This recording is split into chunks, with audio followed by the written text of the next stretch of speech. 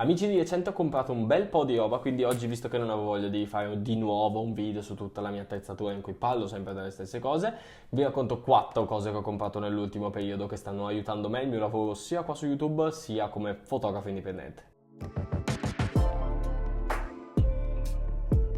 Prima di cominciare con il video e parlare di tutti i prodotti vi ricordo un paio di cose. La prima, di iscrivervi al canale se ancora non l'avete fatto, di lasciare un mi piace, supportare questo video anche extra perché è uscito un video settimana scorsa in cui parlavamo di una luce e poi di un progetto fotografico. Secondo me è un video super interessante, quindi andatevelo a recuperare perché è un video veramente in cui ci sono dei punti molto interessanti e YouTube non l'ha spinto al punto giusto, visto che anche voi non l'avete capito al punto giusto, quindi andatevelo a vedere. Supportate tutta la baracca perché stiamo tornando e lo stiamo facendo molto forte. Ci sono dei video extra.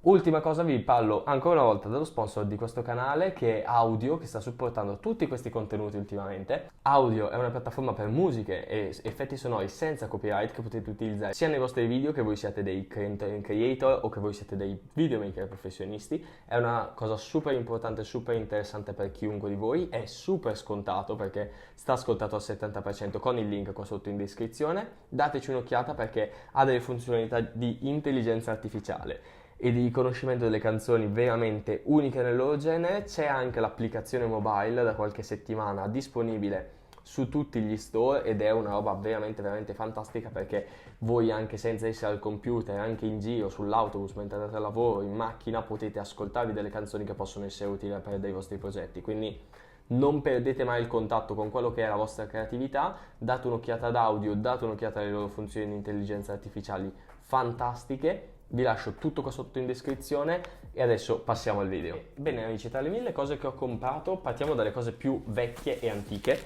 Prima cosa, flash di Godox per Sony, il V1, Godox V1, un flash veramente figo perché come potete vedere è super compatto. Ve ne avevo già parlato un po' nel video riguardante il flash che avevo fatto qualche mese fa. Però piccolo aggiornamento su come sta andando perché lo sto utilizzando veramente tantissimo per tutta la mia fotografia di feste, eventi e tutte quelle cose lì. Funziona veramente da Dio, può essere, come potete vedere, orientato, snodato in 1000 modi, è super comodo e la cosa più interessante è che può essere utilizzato anche con un controller remoto, un acquisto che io sto valutando in questo momento perché mi piacerebbe utilizzarlo per fare anche dei ritratti, quindi metterlo al posto del mio faro con davanti il softbox tramite un adattatore, una staffa che si può trovare, che vi lascio qua sotto in descrizione, che può essere molto interessante. E quindi lo sto veramente usando, è veramente una figata, funziona veramente bene, non mi lascia quasi mai a piedi, la batteria dura un casino. Unica cosa, forse ne dovrei comprare un'altra di batteria, vediamo. E basta, lo sto usando principalmente per l'ambiente feste, principalmente per queste fotografie che state vedendo qua sopra in sovrimpressione, quindi è un utilizzo anche abbastanza limitato, però rispetto a quelle che erano le mie impressioni iniziali ve le confermo perché è veramente ben fatto, è ben costruito, mi sto trovando veramente bene. Anche il fattore della luce circolare molto forte che fa un bel raggio di luce anziché i classici rettangolari è una gimmick in più, quindi per me è una cosa promossa a pieni voti. Vi lascio il link ovviamente qua sotto in descrizione e mi sto trovando bene ragazzi, devo dirvi la verità, mi sto trovando veramente bene. Nessuno mi ha pagato per dirvelo, l'ho comprato con i miei soldi, l'ho comprato usato per 170 euro. Se avevo fatto un bel affare l'ho trovato bene, mi sto trovando benissimo.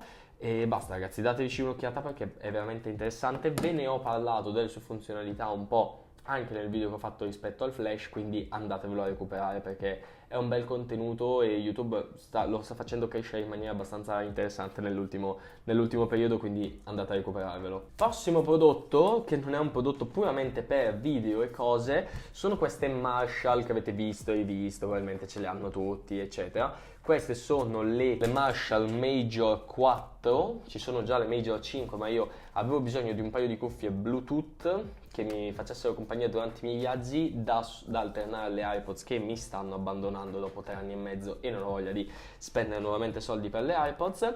Quindi un po' per alternarle. Poi una cosa super bella di queste qua che mi aiutano per montare i video e tutte quelle cose è che l'attacco per il cavo, quindi sono sia delle cuffie Bluetooth sia delle cuffie via cavo che chi compra Marshall sa che sotto un certo livello di qualità non vanno.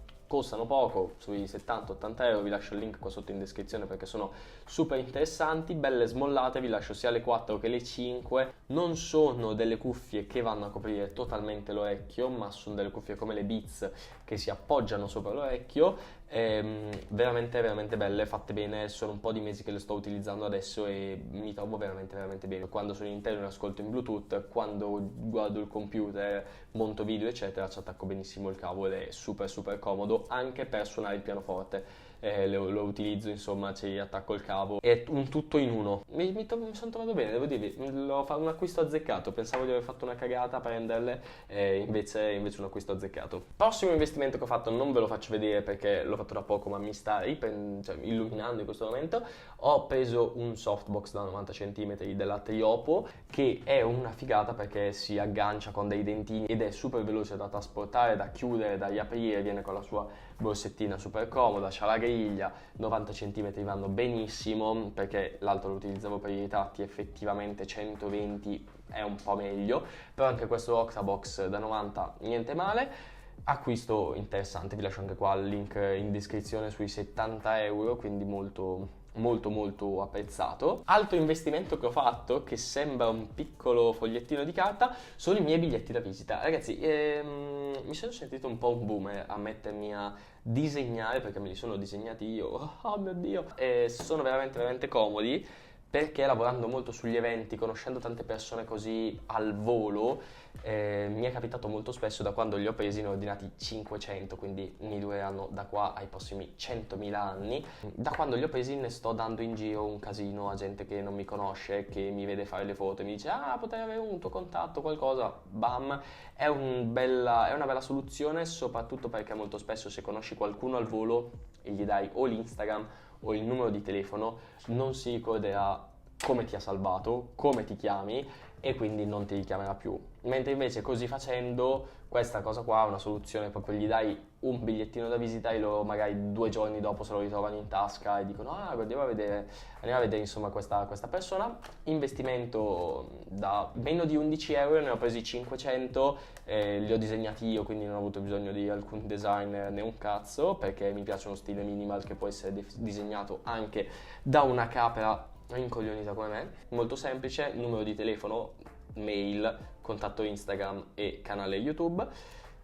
Basta, fine, fatto. Cioè, proprio comodo e ragazzi, devo dire, sono una cosa da avere, cioè vi dà un tocco anche di professionalità, è un mini investimento per farvi conoscere, quindi super consigliato. Prossimo prodottino, che non è qua dentro perché è sopra la lente e non potete vederlo, è un filtro ND variabile della URT. Non l'ho comprato dalla Freewell perché costava troppo, mi sto trovando veramente bene. Filtro da 82 a cui poi ho associato anche dei riduttori, degli anelli riduttori per il mio 35 mm, mentre invece va benissimo da 82 sul 2470 Sigma Art.